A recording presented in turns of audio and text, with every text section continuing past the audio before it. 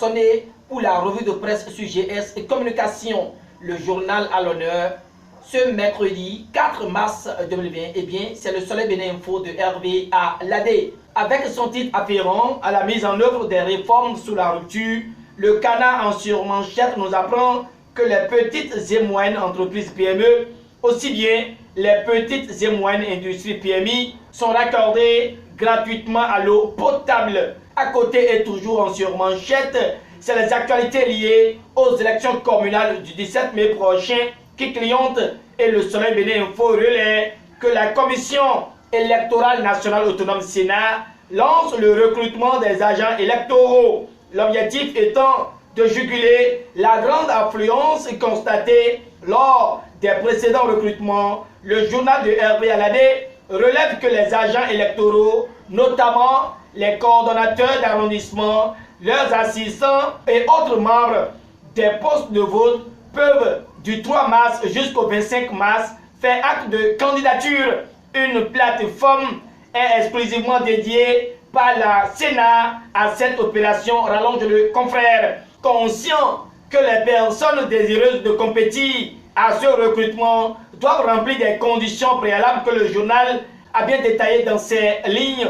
L'autre titre du journal à l'honneur, c'est la tenue de la conférence nationale et l'auteur de l'article d'afficher en manchette que Paul Issei-Iko fait des révélations sur Monseigneur Isidore dos Souza et le général Mathieu Kérékou. C'est le samedi 29 février 2020 à l'occasion du colloque organisé par la conférence épiscopale.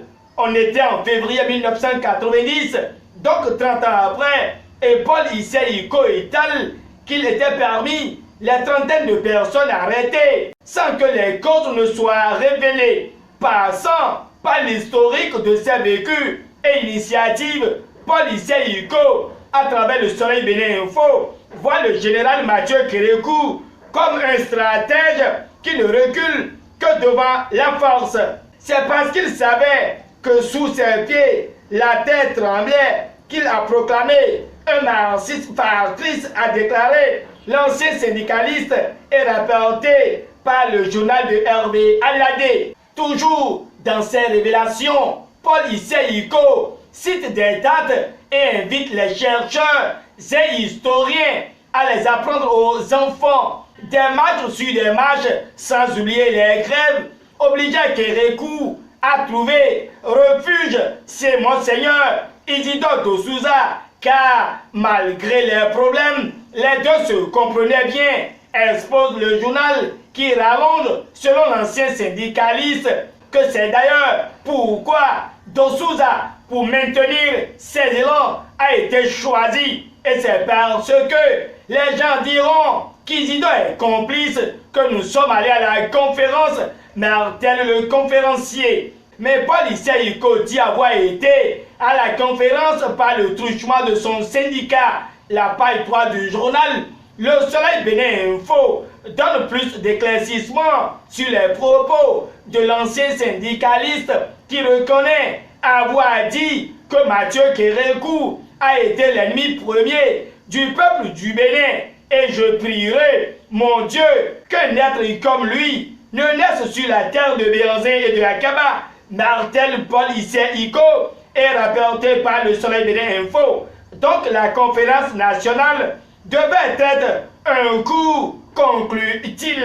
Toujours avec le Soleil Bénin Info, nous savons comment la malédiction s'abat sur les forces Cori.Bénin émergents, FCBE, avant de mettre à disposition le calendrier complet des examens et concours pour le compte de l'année académique 2019-2020, où le BEPC passe du 4 au 2 juin 2020, le CEP du 8 au 11 juin et le bac du 17 au 20 juin.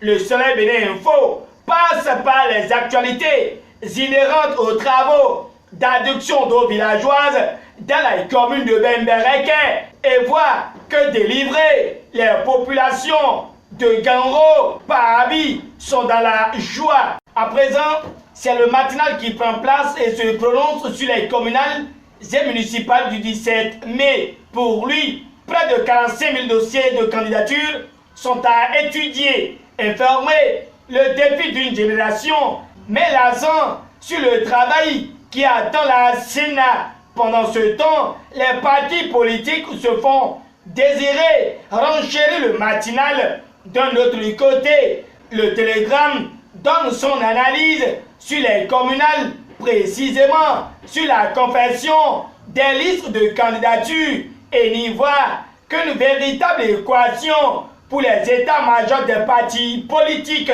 Libération certifie cette information car selon elle, 48 heures après le lancement du dépôt des dossiers de candidature pour le compte des communales, aucun dossier n'est déposé à la Sénat. En tout cas, le nouvel observateur reste conscient que plus de 90% des actuels maires partiront pour les communales de 2020.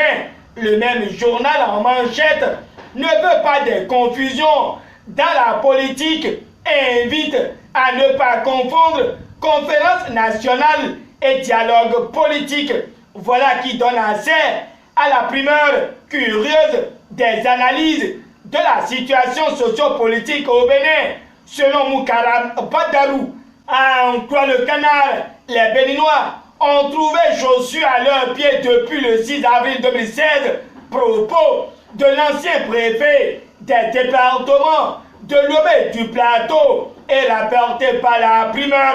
En tout cas, il est resté dans l'esprit de la conférence nationale, prolonge le confrère, s'invitant dans le débat. Le Béninois libéré jette lui un regard sur la dette publique béninoise qui est toujours à 55% et très loin du seuil des 70% de l'UEMOA. À en croire le journal du Aboubakar Takou, toute action qui réussit dans le temps est le fruit d'une bonne planification, car à force de faire recours à des prêts pour financer les projets du programme d'action du gouvernement, certaines personnes ont vu de la dette publique béninoise sans voir ce qui se fait comme réalisation avec ces prêts. Pour ces personnes, le gouvernement de la rupture en fait trop, état le Béninois libéré, avant d'exposer que ce qu'ils oublient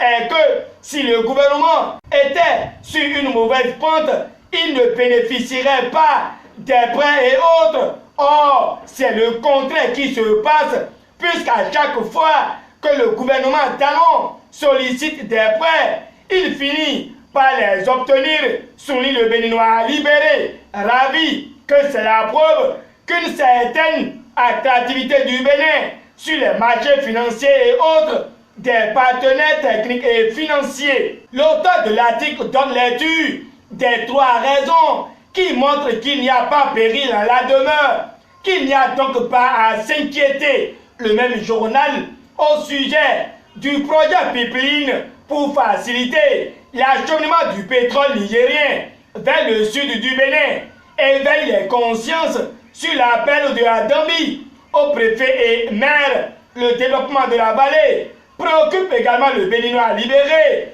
qui voit que le ciment talon soude Tarefa à son mentor, l'honorable Mathias Kouanou, des ambitions de Toko. Le Béninois libéré cède sa place à la nation qui, elle, aborde le championnat d'Afrique de football des écoles et révèle que dans le cadre de la mise en œuvre de la convention de coopération entre la Fédération internationale de football association FIFA et la Fédération béninoise de football et le gouvernement, le Bénin est retenu comme le pays hôte, nous apprend la nation, qui touche également les communales et donne les indices d'un scrutin totalement inclusif. Présidentiel au Togo, la Cour déclare élu Faure Yacine avec 70,78% des suffrages. J'irai m'installer à la présidence, menace à Kpeyome Kojo, suivant le journal de Hervé Alade. Prévention à la contamination au coronavirus. Dynamis Info clarifie que Mpati appelle à avoir l'œil sur les voyageurs. en provenance des pays sur la liste noire, jour noir pour Passy, car le télégramme relate que le redoutable braqueur de Womé, nous sommes dans la commune d'Abomey-Calavi, est neutralisé à Bégamin par les pions du commissariat de Cotomé. Mesdames, Messieurs, vous n'êtes pas sans savoir que chaque jour arrive avec sa dose d'information. Voilà, c'est rapporté par la journée d'aujourd'hui que je vous remercie d'avoir suivi. Au revoir, portez-vous bien et à demain.